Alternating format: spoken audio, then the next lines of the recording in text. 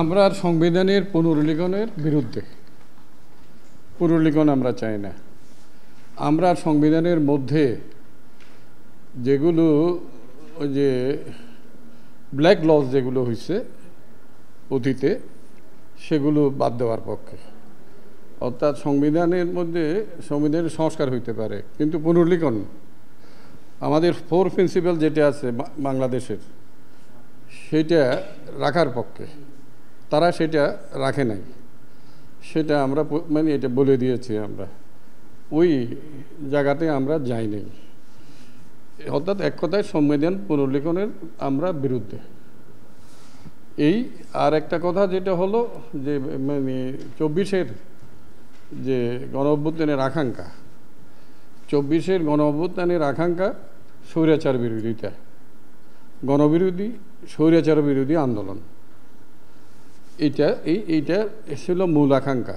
অর্থাৎ গণতন্ত্র, মানুষের ভোটাধিকার যেটা ছিল না, সেটার পুনর্বাসন।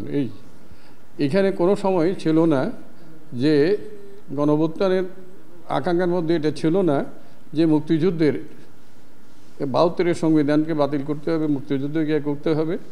এগুলো গণ অভ্যুত্থানের আকাঙ্ক্ষার মধ্যে ছিল না, যেগুলো পরে নিয়ে আসা হয়েছে এবং নানা বিতর্কের সৃষ্টি করা হয়েছে। সেই বিতর্কে না যাওয়ার পক্ষে আমরা বলেছি যে ওই বিতর্কে গেলে তো এটার সমাধান হবে না। যদিও এখানে আরও ডিটেইল তাদের সাথে সামনের বার আলোচনা হবে। এই জায়গাটা আমরা বলে দিয়েছি, আমাদের এটা ফান্ডামেন্টাল পজিশন। আর যেগুলো যে সংস্কার যেটাই করুন, সেটা হলো যে আমাদের দেশের সংবিধানে যে জায়গা, সেটা তো 54 যুক্তফ্রন্ট একদিনে তো হয়নি। এগুলো এই সংবিধান 72-এর সংবিধান, এটা একটা মুক্তিযুদ্ধ মানে এই কী বলে রক্তাক্ত মুক্তিযুদ্ধের মধ্য দিয়ে এই সংবিধানের জন্ম হয়েছে। এবং এইটার ফার্স্ট বহু আগে থেকে আছে, 21 দফা আছে, 6 দফা আছে, 11 দফা আছে, 70-এর নির্বাচন আছে, 71-এর মুক্তিযুদ্ধ, তারপরে তো 72-এর সংবিধান। এটা হঠাৎ করে আকাশ থেকে পড়া নাই। তাইলে সেই জন্য বলছি কন্টিনিউটি অ্যান্ড ডেভেলপমেন্ট, ধারাবাহিকতা, উন্নতি, যেগুলো আপনার সংস্কার যেটা করেন, ডেভেলপমেন্ট, দুটোটা inseparable. Continuity and development inseparable. এটার যদি ব্যর্থ হয় আপনার বিতর্কে পড়ে যাবেন। এটার ব্যর্থ হয়ে আপনারা করবেন না। এই জায়গাটা এই মাথায় রেখে সংস্কার যেটা আছে এটা করেন। কিন্তু আমাদের ফান্ডামেন্টাল জায়গায় হাত দিলে এটা সমাধান হবে না। আর ইমিডিয়েট যে নির্বাচনের বিষয়, আর পার্লামেন্টের মধ্যে দিয়ে আমরা সবসময় আমাদের সেক্রেটারি বলছেন যে সব কিছু নির্বাচিত পার্লামেন্টের মধ্য দিয়ে এগুলো করতে হবে। বাইরে কোনো মানে দিয়ে সমন জারি করে এক্সট্রা করে এটা করা ঠিক হবে না। এই দুদক টুদুক যেগুলো আছে সেগুলো হয়তো যেগুলো পার্লামেন্টের বাইরে করা যায়, আইন ওগুলো অন্য ব্যাপার। কিন্তু ফান্ডামেন্টাল যেগুলো আছে সেগুলো মানে সংসদের বাইরে মানে বাইপাস করে এটা করা যাবে না। এই আরেকটা তারা বলছে যে ওই এনসিপি একটা ন্যাশনাল কাউন্সিল, এটা একটা করতে চাচ্ছে তারা কতগুলো। এটা একটা সুপ্রা বডি, এইটা সুপ্রা বডি অ্যাভাব পার্লামেন্ট, অ্যাভাব এটা দিয়ে আমরা তো মানে বলছে আমাদের সেক্রেটারি, আমরা এই রাষ্ট্র ব্যবস্থাটাকে ভেঙে দিতে চাই। আমাদের পার্টি আমরা মনে করি রাষ্ট্র সেটা শ্রমিক শ্রেণীর হোক আর বুর্জোয়াদের রাষ্ট্র হোক, রাষ্ট্রের একটা শ্রেণীর পক্ষ কোনো রাষ্ট্র নাই পৃথিবীতে। কোনো না কোনো শ্রেণীর স্বার্থ রক্ষা করে রাষ্ট্র। তাহলে এই রাষ্ট্র ব্যবস্থা যেটা আছে লুটেরাদের রাষ্ট্র, সেই রাষ্ট্রটাকে ভেঙে আমরা ব্যবস্থার পরিবর্তন করতে চাই। সেজন্য আমরা মৌলিক সংস্কারের পক্ষে, রাষ্ট্রের স্ট্যাটাসকো মেনটেন করার জন্য, আবার এই রাষ্ট্রটাকে আবার 47-এ ফেরে নেওয়ার জন্য যে সংবিধানের সংস্কারের কথাগুলো আসতেছে, ওই জায়গায় সিবিবি আমরা এটার ঘোরতর বিরুদ্ধে। আমরা স্ট্যাটাসকো মেনটেন করার সংস্কারে বিশ্বাস করি না। আমরা মনে করি সংবিধানের যেমন প্রস্তাবনার আলোকে আমাদের কাছে মনে হয়েছে যে এইটা আমাদের এই দেশ বাংলাদেশ দীর্ঘ ব্রিটিশ বিরোধী শোষণের বিরুদ্ধে সংগ্রাম করতে করতে মহান মুক্তিযুদ্ধের মধ্য দিয়ে দেশ অর্জন করেছি। তারপরে গণতন্ত্র সুপ্রতিষ্ঠিত হয়নি বলেই 90-এর গণ অভ্যুত্থান এবং 24-এর রক্তক্ষয়ী গণঅভ্যুত্থান আমাদের সংগঠিত করতে হয়েছে। তাহলে আমাদের অন্যতম ভিত্তি হচ্ছে 71। এই 71 মানে আমাদের পুরো দেশবাসীর আকাঙ্ক্ষার সমাজ, সাম্যের সমাজ, আইনের সামাজিক ন্যায় বিচারের সমাজ, সমাজে সকলের মর্যাদা সম্পন্ন সমাজ।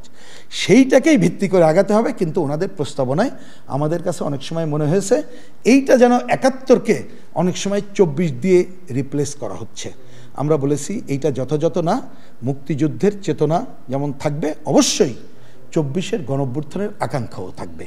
এই বিবেচনায় আমরা মনে করেছি আমাদের 71-এর সংবিধানে কতগুলো অসম্পূর্ণতা আছে।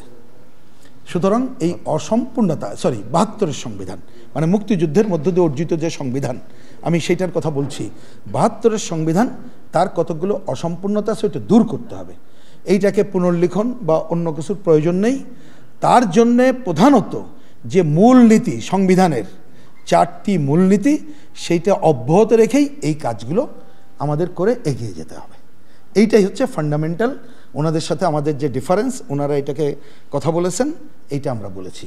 যদিও আমি ধন্যবাদ জানাই এই কমিশনের যিনি সহসভাপতি, তিনি শুরুতেই বলেছেন যে আপনাদের এই পজিশনটা আমরা আগেই জেনেছি এবং আপনাদের এই পয়েন্টটা আমরা অবশ্যই নোট নিলাম, এবং তিনি কেন সাম্য অন্যটা করতে চাই তাদের ব্যাখ্যা ওনারা দিয়েছেন। কিন্তু আমাদের পয়েন্টটাকে ওনারা গুরুত্বের সাথে নিয়েছেন বলেই আমরা ওনাদেরকে ধন্যবাদ জানাই।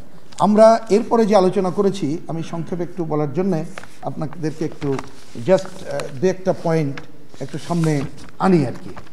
আমাদের যেমন এই ধরনের দ্বিমতের কথা তো স্পষ্ট করেই বললাম, আপনারা শুনছেন। আমাদের যেমন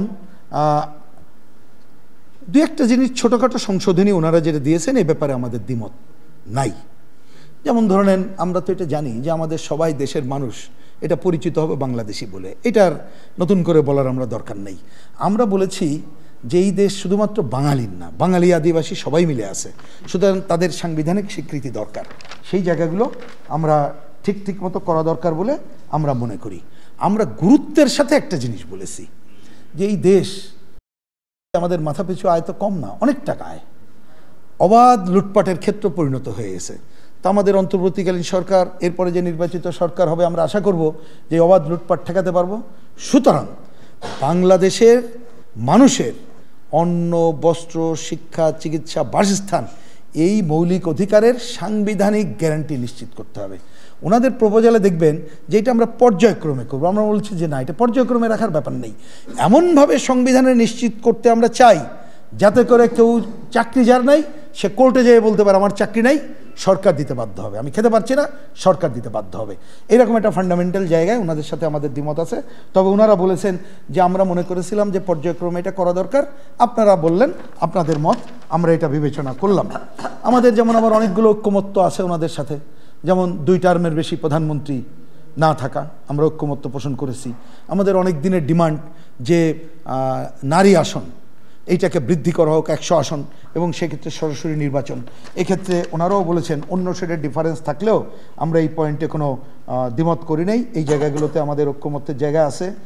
সংসদীয় গণতন্ত্র, এটা শক্তিশালী করতে গেলে বিরোধী দলের যে অংশগ্রহণ, ডেপুটি স্পিকার অন্য জায়গায় যে নিশ্চিত করার প্রশ্ন, ও ব্যাপারে আমাদের কোনো দ্বিমতের জায়গা আমরা করি নাই। আমরা মনে করি এগুলো সব বিবেচনা করার পক্ষে আমরা আছি। এই ক্ষেত্রে একটা বড় আলোচনা আপনাদের মাধ্যমে বলতে চাই। আপনারা সবাই জানেন যে ওনারা একটা প্রস্তাব নিয়ে আসছেন, উচ্চকক্ষ, ওনারা সংবিধান পরিষদ, তারপরে যে গণভোট। আমরা ওনাদের শুরুতেই বলেছি যে আপনারা যে শীটটা করেছেন, ওই শীটে যদি একটা কলম লিখে দিতেন তাহলে অনেক কন্ট্রোভার্সি দূর হয়ে যেত। সেটা হচ্ছে যে এইগুলো করবেটা কে? নির্বাচিত সংসদের মাধ্যমে। দেখবেন সুস্পষ্টভাবে বলা নেই, আমাদের কিন্তু শুরুতেই বলেছি এই কলমটা লিখলে, কারণ এই যে আমিও যে কথাগুলো আমাদের বললাম বা যেটা ঐক্যমত্য হয়েছে, করবে কে, আমরা পরিষ্কার বলেছি এইটা করার একমাত্র এখতিয়ার নির্বাচিত সংসদের, অন্য কারণ না। যার জন্যে আমরা এখন ওই গণপরিষদ, অন্যান্য সাংবিধানিক পরিষদ এটা করার প্রয়োজন মনে করছে না। এমনকি বাংলাদেশের বাস্তবতায় ওনারা উচ্চকক্ষের কথা বলেছেন, আমরা এটা প্রয়োজন মনে করি না। আমরা পরিষ্কার করে বলেছি যে সংবিধানে বিভিন্ন দলের প্রতিনিধিত্ব নিশ্চিত করার জন্যে এবং আমাদের স্থানীয় সরকারকে শক্তিশালী করার যেমন কাজ করা দরকার, একই সাথে সংখ্যানুপাতিক পদ্ধতি প্রবর্তন করা দরকার। সেটা প্রয়োজনে যা করতে হবে করার পক্ষে বলে আমরা আমাদের বক্তব্য ওনাদের কাছে তুলে ধরেছি। তবে আমরা বলেছি যে আগামীতে নির্বাচনটাই যেহেতু আমাদের সামনে একটা প্রধান বিষয়, এমন কোনো বিতর্কিত বিষয় সামনে আনা উচিত হবে না যেটা আমাদের নির্বাচনকে বিলম্বিত করে। সুতরাং যত দ্রুত সম্ভব নির্বাচন ব্যবস্থার আমূল সংস্কার করে আমরা নির্বাচনের জায়গায় যেতে চাই। আগামী নির্বাচনে যে ভাইটা কথা বললেন, আমিও একটু যুক্ত করি, এটা কেন আপনারা ভাবছেন, আমি আজকে এটা হয়তো প্রাসঙ্গিক না, তবু বলতে বাধ্য হচ্ছি।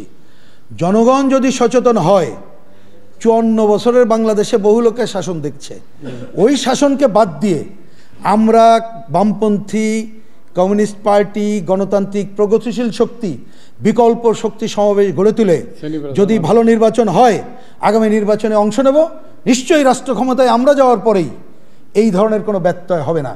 জনগণ যে ম্যান্ডেট দেবে সেইটা আমরা অবশ্যই পালন করতে পারবো, যদি আমাদের মতো আমরা নিজেদেরকে দাবি করি নির্দিষ্ট শক্তি যদি ক্ষমতায় যেতে পারি। সেই কাজগুলো করার জন্য আমরা প্রচেষ্টা গ্রহণ করব। তবে এ ব্যাপারে জনগণই সিদ্ধান্ত নেবে।